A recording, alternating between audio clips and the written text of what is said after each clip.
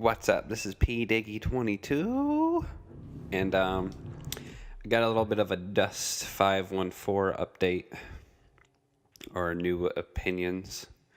So this game's been in beta for like over a year, and they haven't really made too much progress when you look at it as a whole. Even if you look at like videos from like 2010, you could see that this game never really made any significant progress. And it's time that these devs take a look in the mirror, because this game should be a lot better at this point. They're getting ready for an open beta. Put that one in quotes. So I signed on after not playing for maybe like 6 months or so. Once they changed all the leveling and all that, I definitely didn't want to play. Plus, I don't feel like putting in time to grind on a beta when it's going to be reset. It's just kind of pointless.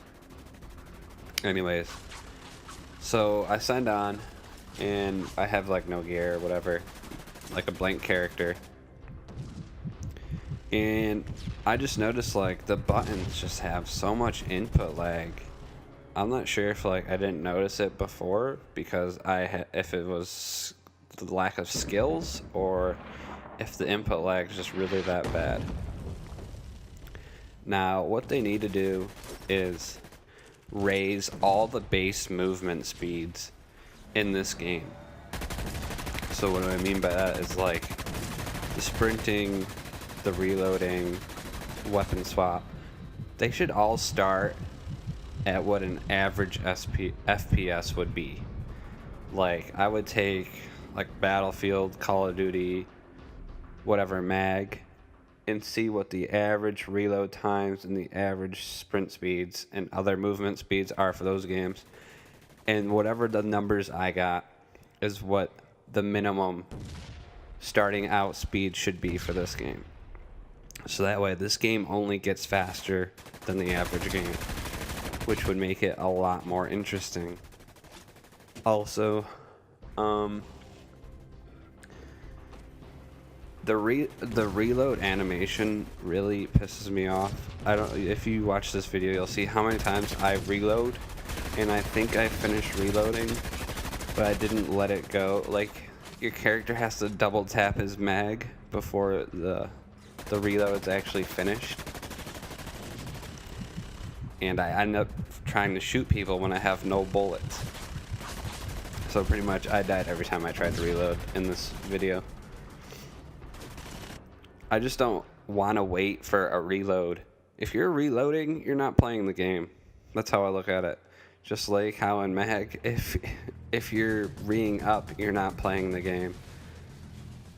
Those things should be kept to, a pretty reasonable speed. Since it's a massive MMO, you should be able to do multiple things at once. That's what an MMO allows you to do. If I want to fucking heal and then throw a fucking fireball at you within a split second, that's what they let you do. Now this game, it's got two worlds to it.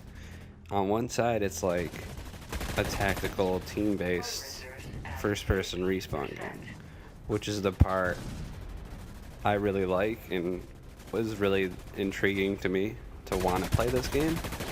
And on the other side, you have the MMO, the depth, the market, the weapons, the customization. But instead of taking the best of both worlds, which is like the depth and the customization of MMO and the skill of an FPS and the fast pace, they've took the fucking longest, most frustrating grind of an MMO and then they made skill dependent on how much you've grinded. So you eliminate the FPS skill and you take the worst features of the MMO. The best way that they could do this game, I think, is when you sign on to play an MMO, when you first create your character, usually right away you could specialize in something. Like, if I'm playing Demon Souls or Dark Souls, as soon as I make my character, I can make it where he's automatically at a pretty big advantage if he wants to be a melee character. Or I can make it where if I want to be a fucking pyromancer, right away I'm throwing fucking fireballs at you. That's how this game should be. Yes, there's a slight customization in the beginning. It's like, oh, if you want to be an enforcer, well, here's level 1 nanocircuitry. That's stupid. What I think should happen is you pick 10 skills. Let's say, or I don't know, like a certain percentage of the amount of skill books that are out there. So let's say there's 100, you get 10. You can pick 10. So I come into the game, I can have, you know, assault rifle reload speed, hip fire, prototype, let's see, drop suit, skill books. So I could come in with all those skill books already owned. And with those 10 skills, I can max them out quicker than all the other skills because that's my specialization.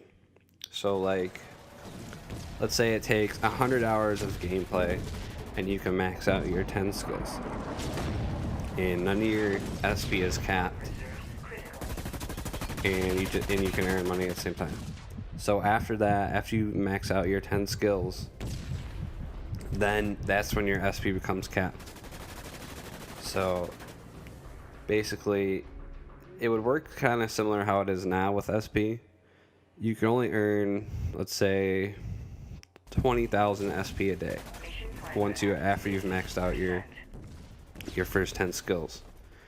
And then every day, if you don't play, it keeps compounding. So if you don't play for 2 days, you can come on and play and get 40,000 SP. And then with this, the only advantage players that play more would have would be in ISK. It would only be in money, which is already a huge fucking advantage.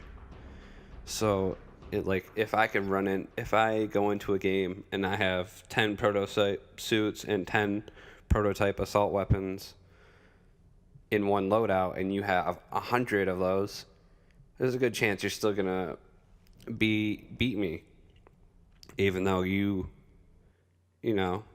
even though we're equal characters, SP wise. The fact that you have more ISK backing you up still puts you at a pretty large advantage. Because if I died 10 times, I'm out of my prototype gear. You're still going. So no one's really going to die 100 times in this game. Instead of offering how it is now, where you have an SP advantage and an ISK advantage, it's just an overwhelming burden on any fucking player. So I don't know, I guess I'm not going to play this game. I'll probably try it again on release. But if major changes aren't made, I'm not going to bother. And the frame rate in this game just absolutely kills it. Like, how is it still so bad? Like, I sign on to this game, I just feel like I'm in quicksand. And then the massive multiplayer, 12v12, is not massive. I want to see at least, I'd say, I'm not sure what it's at now. I think it's at 12. I'd say 16 on 16 minimum, with anywhere to 32v32. Preferably, I think 24 on 24 would be really good. I'm not sure how far they could push it, but yeah, that would be around a good area. Also, hopefully, I think they should make some mercenary rules where if you go, like, I'm sorry, but the vehicle, I'm not sure how powerful the vehicles are right now because I haven't played, like I said, but there should be mercenary rules in public rooms where you can only have one tank per team, one dropship per team, and I don't know, like 4 labs per team. Something like that. Because no one wants to go playing solo and expect their whole team to help them take down one tank. No, that's unrealistic. It's never going to happen. You should not just dominate the battlefield because you play this game and can buy tanks without any repercussion. If you lose a tank in this game, you shouldn't be able to afford another tank for like 20 games. It should cost you a lot to buy a tank. What else can I think about? That's really it. I mean, I was gonna get some better gameplay, but I went to the market, and then the next game I black screen, and then I just gave up. But anyways, that's my updated thoughts on Best 5-1 Snower. Peace.